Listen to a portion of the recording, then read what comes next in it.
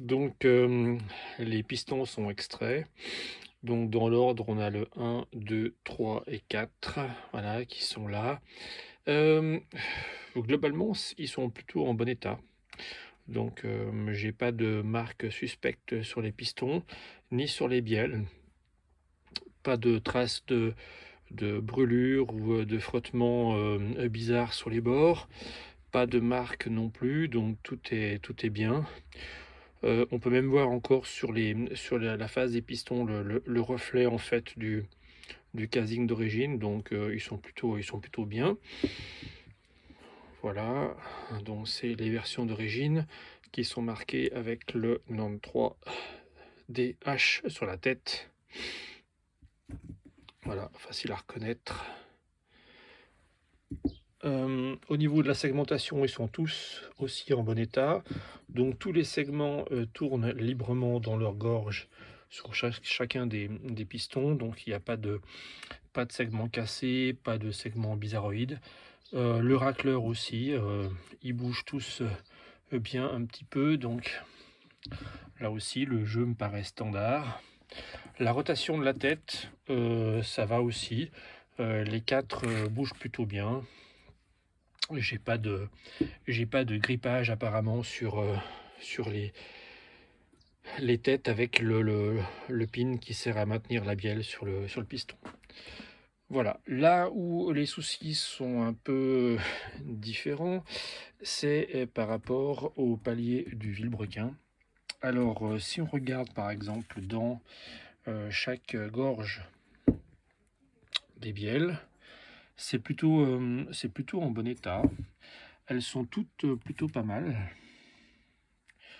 Voilà, maintenant j'ai enlevé les paliers, les coussinets évidemment.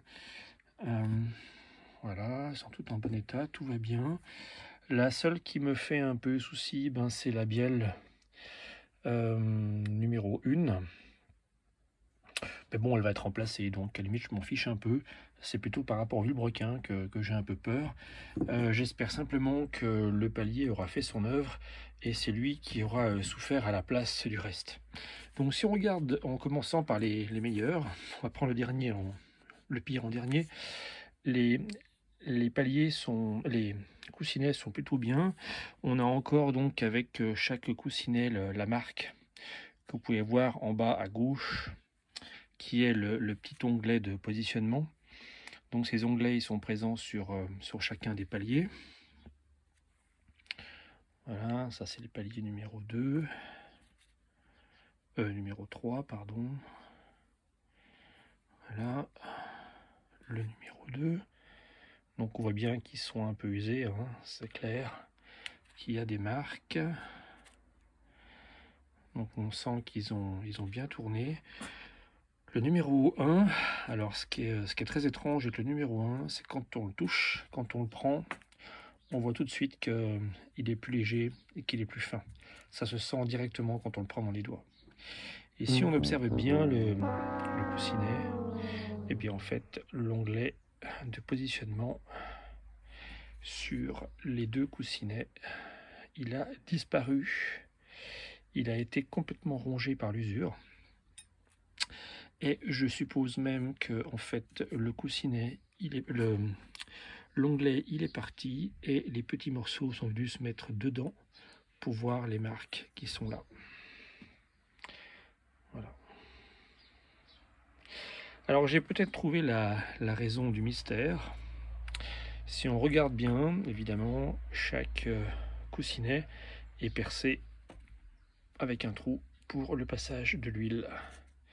Si maintenant on regarde le trou pour le passage de l'huile sur le coussinet du cylindre numéro 1, on voit bien que le trou il est beaucoup plus petit et en plus pas forcément régulier par rapport aux autres.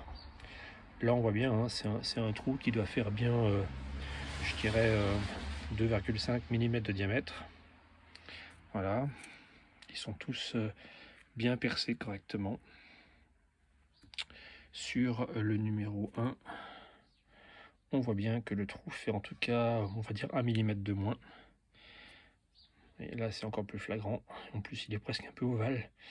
Donc je pense qu'il devait y avoir un défaut au montage. Quand ils ont installé ce coussinet, il ne devait pas être équipé d'un trou de la bonne dimension.